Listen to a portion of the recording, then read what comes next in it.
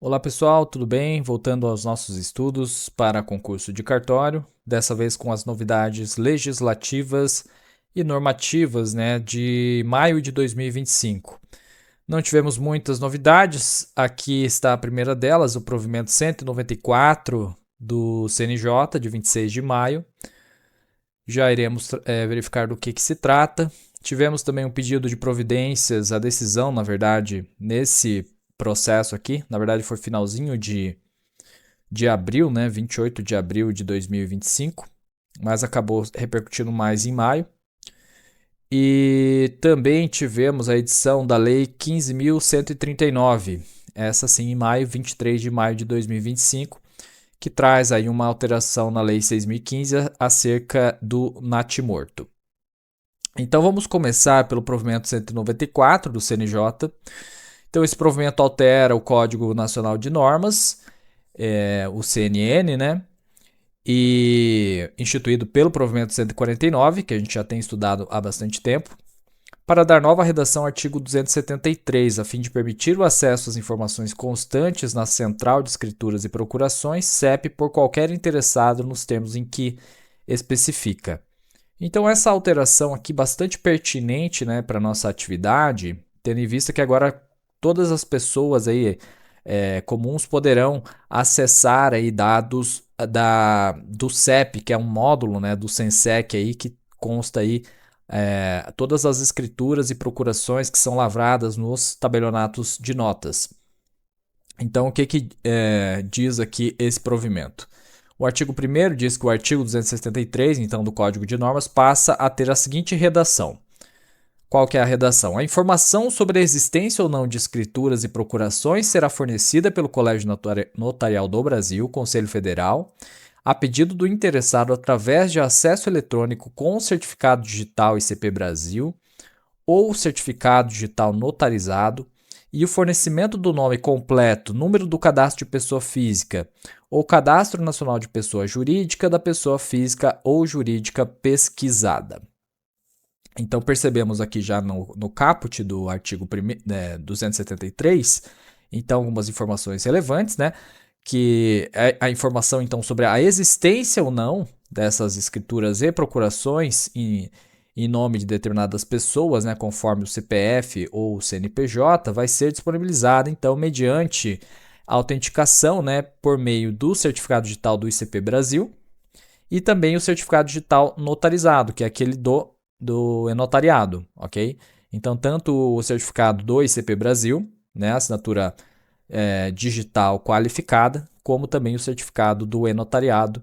A pessoa vai poder utilizar esses dois meios, então, advogados com certeza terão acesso pleno aí a essas informações muito importantes, principalmente em ações envolvendo execuções, busca de bens, que às vezes a pessoa fez uma escritura e não registrou, e uma série de outras situações. O parágrafo 1º diz que a informação fornecida pelo CNB-CF, será composta somente do nome do serviço extrajudicial em que o ato notarial foi lavrado, número do livro e das folhas, especificando-se apenas se o ato é escritura ou procuração pública, vedado o detalhamento da modalidade de negócio entabulado e demais informações relativas ao objeto ou partes. Ok? Então a informação que vai ser fornecida aí por meio da CEP é somente o nome, então, do serviço extrajudicial, o tabelionato em que foi lavrado o ato, o número do livro e também das folhas, e também dizer se é uma escritura ou se é uma procuração. Porém, é vedado, então, a CEP, informar aí qual que é o negócio que foi entabulado, dizer se foi uma compra e venda, ou se foi uma doação, ou enfim, qualquer outro negócio jurídico. Tá? Isso é para evitar, que a pessoa deixe de solicitar a certidão então daquela escritura ou procuração que ele está pesquisando. E o parágrafo 2º diz que para fins de obtenção das informações poderá o CNBCF cobrar o valor correspondente a 1/4 do resultado da média aritmética calculada a partir dos valores praticados para a certidão notarial de cada uma das unidades federativas por cada nome CPF pesquisado, sempre em conjunto nos termos do artigo 42A da Lei 8.935. Então aqui traz a forma de cobrança, né, correspondente então a 1/4 aí desse cálculo aritmético. O artigo 2º desse provimento fala que para o fim da disposição contida no parágrafo 2º, né, que a gente acabou de ler aí sobre os emolumentos, o Colégio Notarial do Brasil, no prazo de 5 dias da edição deste provimento, apresentará memória de cálculo com demonstrativo dos valores das certidões notariais ali previstas, bem como do valor médio nacional obtido a partir daqueles dados, para a ciência da Corregedoria Nacional de Justiça. O artigo 3º aplicam-se subsidiariamente do que couber as normas previstas no provimento 127. E o artigo 4º, né, sobre a entrada em vigor da publicação, revogando as disposições em contrário, portanto, novidade legislativa importante. E já sabemos aí, o CNB já acabou revelando, né, que a partir de julho já estará funcionando aí essa nova funcionalidade de pesquisas na CEP, então, para todas as pessoas. Então essa foi a novidade do provimento 194. Vamos agora para a lei 15.139, que instituiu a Política Nacional de Humanização do Luto Materno e Parental e altera a Lei 6.015 de 73, que é a Lei dos Registros Públicos, para dispor sobre o registro de criança nascida morta. A gente não vai ler toda essa lei, né, porque ela trata de um assunto que, na verdade, não tem muita relação com os serviços públicos, os serviços de registros públicos. Porém, o que nos interessa saber é realmente essa alteração aqui. Aqui no artigo 13 dessa lei, fala então que o artigo 53 da Lei de Registros Públicos passa a vigorar acrescido dos seguintes parágrafos 3º e 4º. Quais são os parágrafos que foram acrescidos então nesse artigo? Primeiro, é direito dos pais atribuir nome ao natimorto. E parágrafo 4º, aplicam-se à composição do nome do natimorto as disposições relativas ao registro de nascimento. Ainda a lei trouxe aqui uma vacatio legis de 90 dias, ok? Mas com certeza já precisamos aí ficar sabendo aí dessa novidade. Então, basicamente, né, quando a criança nasce sem vida, é direito dos pais atribuir nome a essa criança, né, no registro que vai ser feito no livro C auxiliar. A gente já vai lá para a lei 6.015 para a gente esmiuçar melhor.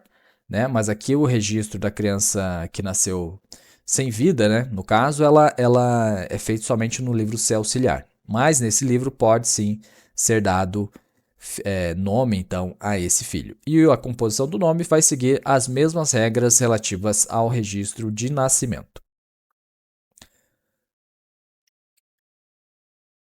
Indo aqui para a Lei 6.015, nós temos então no artigo 33, apenas dar uma revisada aqui, né, nos livros do Registro Civil das Pessoas Naturais, o livro A de nascimento, o B de casamento, o B auxiliar do Registro de Casamento Religioso para efeitos civis, o C de óbitos, o C auxiliar de Registro de natimortos e o D de proclama. Então, essas alterações aqui, elas referem basicamente ao livro C auxiliar, ok? Aí agora vamos dar uma olhadinha no artigo 53, que diz o seguinte, artigo 53, no caso de ter a criança nascido morta ou de ter morrido na ocasião do parto, será, não obstante, feito o assento com os elementos que couberem e com remissão do óbito. Parágrafo 1º, no caso de ter a criança nascido morta, será o registro feito no livro C auxiliar, com os elementos que couberem. E parágrafo 2º, no caso de a criança morrer na ocasião do parto, tendo respirado, serão feitos 2 assentos, o do nascimento e o do óbito, com os elementos cabíveis e com remissões recíprocas. Né? Então essa aqui é a forma que esse artigo já era assim, né? Não foi alterado nenhum desses dispositivos. Então, se a criança nasceu com vida e faleceu em seguida, é necessário, então, fazer 2 registros, né? O registro do nascimento, no livro A, e o do óbito, no livro C, ok? Livro C normal. Agora, se a criança já nasceu morta, aí não, aí só é feito o registro no C auxiliar, é o registro de natimorto, tá? Então, é importante, né, detalhar essa diferença, né? Se a criança nasceu com vida e faleceu por ocasião do parto ou logo depois, faz-se 2 registros, né? Enquanto que a criança que não chegou sequer a respirar, aí faz-se apenas o registro no livro C auxiliar. Lembrando agora que com a alteração da Lei 15.139, os pais passam a ter um direito expresso, legal, né, dessa atribuição de nome, coisa que já constava aí, creio que da maioria, se não todos os códigos de normas estaduais. Muito bem, agora a última atualização importante, né, no pedido de providências aqui do CNJ, tivemos algumas definições sobre alguns termos importantes no que se refere a serventias extrajudiciais. Então, como é que é a ementa aqui? Extrajudicial, pedido de providências, concurso público para ingresso na atividade notarial de registro, serventias desacumuladas, interpretação do termo primeira vacância, artigo 49 da Lei 8.935. Precedentes do STF e do CNJ, arquivamento. Antes de mais nada, vamos fazer mais uma revisãozinha aqui na Lei 8.935, começando pelo artigo 5º, que vai detalhar aqui quais são os serviços, então, notariais de registro. Primeiro, nós temos os tabeliães de notas, depois os tabeliães e oficiais de registro de contratos marítimos, 3. Tabeliães de protesto de títulos, 4. Oficiais de registro de imóveis, 5. Oficiais de registro de títulos, documentos e civis das pessoas jurídicas, 6. Oficiais de registro civis das pessoas naturais de interdições e tutelas. E 7. Oficiais de registro de distribuição. Aí no artigo 26 dessa mesma lei, nós temos a informação de que não são acumuláveis os serviços enumerados no artigo 5º. Tá? Então, em regra, todos aqueles serviços que eu acabo de listar, eles não podem ser acumulados aí no mesmo serviço. O parágrafo único já destaca que podem ser acumulados nos municípios que não comportem, né, em razão do volume do serviço ou da receita, a instalação de mais de um dos serviços, o que é perfeitamente natural. E lá no artigo 49, tem mais uma disposição importante que fala quando da primeira vacância da titularidade de serviço notarial de registro será procedida a desacumulação nos termos do artigo 26. E aí, esse pedido de providências, ele foi solicitado ao CNJ justamente para determinar qual que é o alcance desse termo aqui, primeira vacância da titularidade de serviço. Muito bem. Voltando aqui para o nosso pedido de providências, é importante destacar aqui que ele acaba utilizando, né, o julgado do STF nessa ação declaratória de inconstitucionalidade 7655 de São Paulo, que trouxe aqui alguns elementos para a gente verificar, então, alguns conceitos importantes. Primeiramente, no que se refere ao desmembramento, né, que refere-se à cisão territorial parcial de uma serventia com a transferência dessa fração a outra unidade pré-existente ou a criação de nova serventia em área outrora não atendida. Ocorre a divisão da jurisdição sobre o município ou distrito com a criação de novas serventias.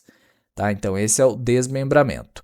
O desdobramento consiste na divisão territorial de uma mesma especialidade dentro da mesma comarca ou município, originando 2 ou mais serventias com competências iguais, porém circunscrições geográficas diferentes. É o que ocorre, por exemplo, quando uma única serventia de registro de imóveis é subdividida em 2 ofícios, cada qual com parte na área original. E a desacumulação foi compreendida como a separação funcional de especialidades que anteriormente eram exercidas por uma única serventia acumulada. Por exemplo, quando o único delegatário atua simultaneamente como tabelião de notas e oficial de registro civil das pessoas naturais, e o Poder Judiciário decide separar essas atividades em 2 serventias distintas. Ok? Então, basicamente, quer saber, né, com relação à desacumulação, né, que é uma dessas 3 formas que existem aqui para separar os cartórios ou para dividi-los de alguma forma, e quer saber então quando que se pode fazer a desacumulação. Bom, segundo o julgado do STF, a desacumulação ela somente pode ser operada quando houver vacância no cartório desacumulado, assegurando-se ao agente o direito do exercício das atribuições que lhe foram delegadas enquanto não extinta. Tá? Portanto, mesmo que o tribunal local ele venha a desacumular determinado serviço, né? Vamos fazer aqui um exemplo aqui. Digamos que tenha um